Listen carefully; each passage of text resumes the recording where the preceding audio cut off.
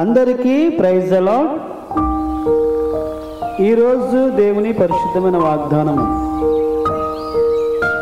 నిన్ను కాపాడువాడు కునుకడు. కీర్తన గ్రంథము 121వ అధ్యాయము 3వ వచనం. ప్రార్థన చేసుకుందాం. మా పరిశుద్ధుడైన మా పరమ తండ్రి, మరొకసారి మీకు వందనాలు స్తోత్రాలు చెల్లించుకుంటా ఉన్నాము. మరొక సమయంలో మీ పాదసన్నిధిలో చేరి విధంగా ప్రార్థించే సమయాన్ని మీరు మాకు దయచేసినందుకే వందనాలు స్తోత్రాలు.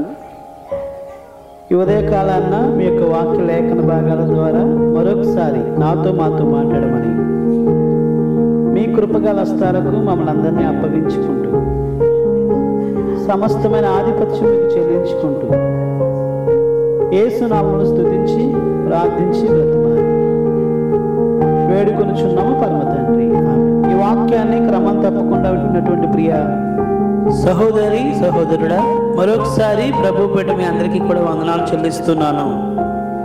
ఈ దినాన్న ప్రభు మనకు అనుగ్రహించిన వాగ్దానము, నిన్ను కాపాడువాడు కునుకడు నిద్రపుడని. కీర్తన గ్రంథము 121వ అధ్యాయము 3వ వచనం ప్రకారంగా ప్రభు మనందరితో కూడా మాట్లాడుతూ ఉన్నారు. ఈ లోకంలో మనం జీవిస్తున్నప్పుడు మనకి భద్రత, కాపుదల ఎంతో అవసరమై ఉంది. శత్రువు అనగా అపవాది అనేక సార్లు మనల్ని అపాయాలకు గురి చేయాలని, అనేక సార్లు మనల్ని ఇబ్బంది పెట్టాలని, అనేక సార్లు హాని చేయాలని, మన ఆత్మీయ స్థితిలోంచి మనలను పడద్రోయాలని వాడు ప్రయత్నం చేసేవాడిగా ఉంటాడు. అంతేకాదు, శారీరక సంబంధమైనటువంటి ఇబ్బందులు, బలహీనతలను మనకు తీసుకొచ్చి మనల్ని అధైర్యపరిచేవాడిగా ఉంటాడు. అయితే ప్రభు యొక్క వాక్యం సెలవిస్తూ ఉంది, నిన్ను కాపాడువాడు కునుకడు నిద్రపోడ. దేవుని యొక్క వాక్యము నీకు గుర్తు చేస్తూ ఉంది. నీ జీవితంలో అభద్రతా భావంతో ఉన్నావా? నాకు కాపుదల ఎక్కడి నుంచి కలుగుతుంది, నన్ను కాపాడేవారు ఎవరు అని అధైర్యం చెందేవాడిగా ఉంటున్నావా?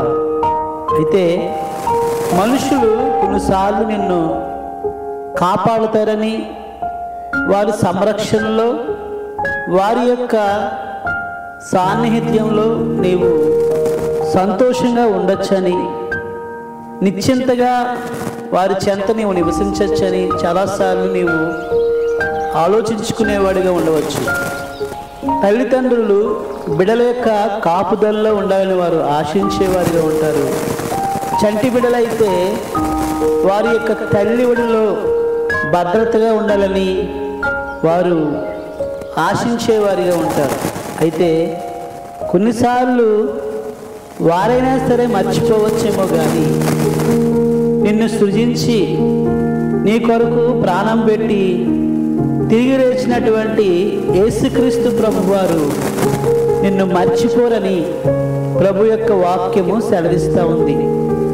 మనం లోకంలో చూసినప్పుడు తల్లిదండ్రులను కొట్టేటటువంటి కుమారులు, కుమార్తెలు, ఆస్తి కోసం వారి ఇంటిలోంచి గెంటి వేసినటువంటి సందర్భాలు, భయంకరంగా మృగంలాగా వారి మీద పడి వారిని బాధించినటువంటి సంఘటనలు అనేకమైన వాటిని మనం చూడవచ్చు.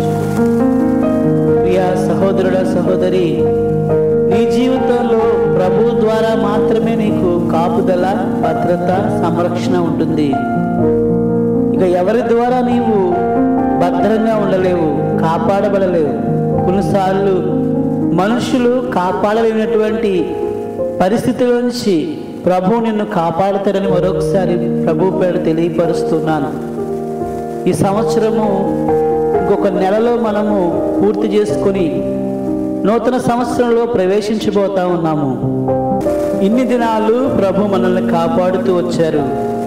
ఇక మీదటి కూడా ప్రభు మనల్ని కాపాడుతారు. కనుక ఈ యొక్క మనస్సు కలిగి నీవు సంతోషంగా నీ జీవితాన్ని జీవించాలని ప్రభు పేట మరొకసారి గుర్తు చేస్తూ ఈ మాటలు ముగిస్తున్నాను. రండి ప్రార్థన చేసుకుందాం. మా పరిశుద్ధుడైన మా పరమ తండ్రి, మరొకసారి మీకు వందనాలు స్తోత్రాలు చెల్లించుకుంటా ఉన్నాము. మరొక సమయంలో మీ పాసందులో చేరి విధంగా ప్రార్థించే సమయాన్ని మీరు మాకు అనుగ్రహించినందుకే వందనాలు, స్తోత్రాలు. నిన్ను కాపాడువాడు కునుకడు నిద్రపుడని ప్రభువా మీరు ఇచ్చినటువంటి లేఖన భాగం బట్టి వందనాలు, స్తోత్రాలు. మీరు మమ్మల్ని ఎల్లప్పుడూ కూడా కాపాడేవారిగా ఉన్నారని, మమ్మల్ని సంరక్షించేవారిగా ఉన్నారని దేవా మరొకసారి గుర్తు చేసినందుకే వందనాలు, స్తోత్రాలు. ఎవరైతే ఈ ఉద్దేశాల నుంచి బయటికి వెళ్ళిపోయినటువంటి వారు ఉంటున్నారో, మీ భద్రత లేదని అనుమానించేవారిగా ఉంటున్నారో వారిని ధైర్యపరచండి. వారికి మీ హస్తము తోడుగా ఉంచి నడిపించి మీ నామానికి మహిమ తెచ్చుకున్నాం తండ్రి. సమస్తమైనటువంటి మహిమను మీకు ఆరోపించుకుంటూ మీ కృపగల హస్తాలకు మమ్మల్ని అందరినీ అప్పగించుకుంటూ సమస్తమైన మహిమ మీకు చెల్లించుకుంటూ యేసు నామమును స్తుతించి ప్రార్థించి బ్రతిమాలి వేడుకొనుచున్నాము పరమ తండ్రి, ఆమేన్. మన పరమ తండ్రి దేవుని ప్రేమ, కుమారుని యేసుక్రీస్తు కృప, పరిశుద్ధాత్మని యొక్క అన్యోన్య సహవాసము కూడి ఉన్న మనకును సకల పరిశుద్ధులకును సదాకాలము తోడై నడిపించును గాక, ఆమేన్.